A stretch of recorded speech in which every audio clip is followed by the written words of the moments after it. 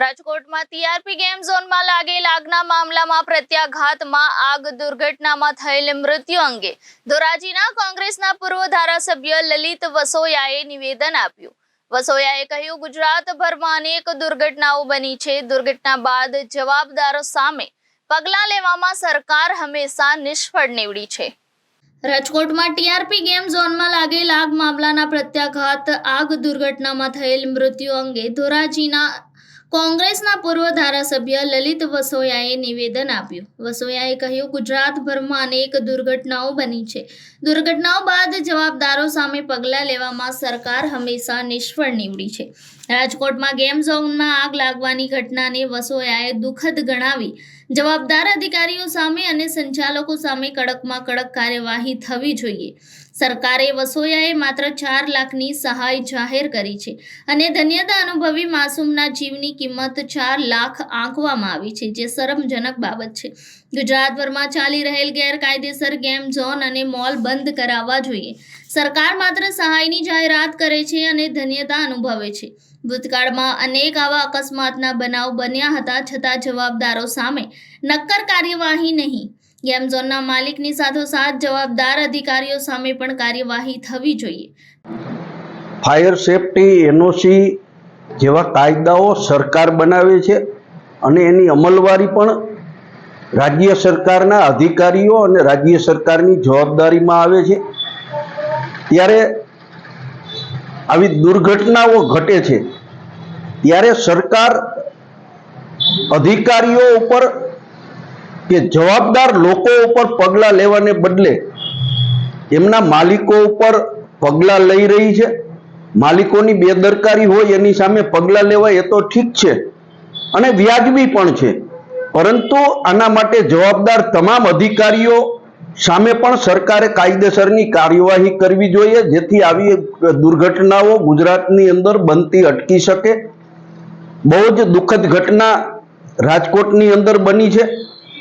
ભૂતકાળની અંદર પણ બરોડા હોય, અમદાવાદ હોય, મોરબી હોય, આવી દુર્ઘટનાઓ ઘટી છે। ત્યારે મીડિયાએ આવી ઘટનાઓને ઉજાગર કરી જવાબદાર લોકો સામે પગલાં ભરવાની પણ વાત કરી છે, પરંતુ 6 મહિના કે 8 મહિના પછી આ ગુનેગારો છૂટી જતા હોય છે। ત્યારે સરકારે કડક કાયદાઓ બનાવીને આના માટે જવાબદાર તમામ લોકો સામે કાયદેસરની કાર્યવાહી કરવી જોઈએ, તો જ આવી દુર્ઘટનાઓ બનતી અટકી શકશે। શું કહેશો લલિતભાઈ, રાજકોટમાં જે ઘટના બની, આગ લાગવાની ઘટના, એમાં અનેક માસૂમોના જીવ ગુમાવ્યા છે, શું તંત્રને પણ જવાબદાર ગણી શકાય? સરકાર કાયદો બનાવે છે, કાયદાની અમલવારી કરવાની પણ સરકારની જવાબદારી હોય છે। જેટલા આ ગેમ ઝોનના માલિકો જવાબદાર છે, એટલા જ સરકારી અધિકારીઓ કે જેમને બેદરકારી દાખવી છે એવા તંત્રના લોકો સામે પણ સરકારે કાયદેસરની કાર્યવાહી કરી દાખલો બેસાડવો જોઈએ, તો જ સરકારી તંત્રના અધિકારીઓ આવા એનઓસી માટે કે ફાયર સેફટી માટે યોગ્ય અને કાયદેસરની કાર્યવાહી કરી શકશે। શું કહેશો લલિતભાઈ, ગુજરાતભરની અંદર આવા ગેમ ઝોન છે બંધ કરાવવા જોઈએ?